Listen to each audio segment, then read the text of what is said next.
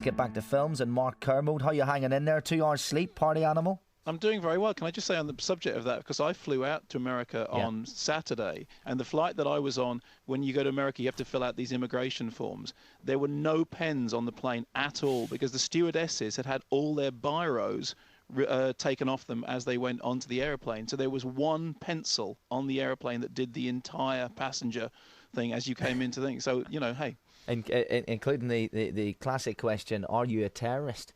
Which you're not going to turn around and say, you got me there. And Superman Returns. Which is now underperformed at $347 million worldwide and $192 million in the US. And, you know, I just don't get how this is underperforming. I think Superman Returns is actually a very good movie. I think it reinvigorates the Superman franchise. I was a fan of the early Superman movies.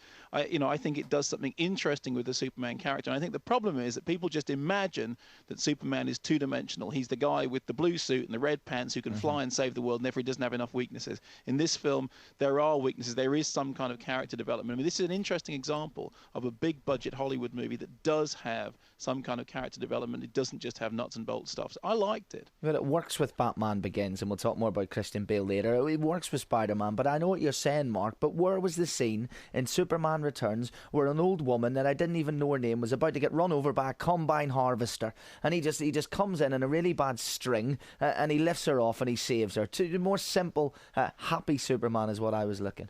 Well, the thing is that there is this idea that Superman ought to be simple and happy. And in fact, I'm sure that one of the reasons that I like the Superman, I preferred Superman to Batman when I was a kid and to Spider-Man because the primary colors, I like the blues and the reds, and I like the fact that the clear-cut moral dilemmas seem to be quite clear-cut. But I think in Superman Returns, it is a much darker, much more interesting movie than one could have expected.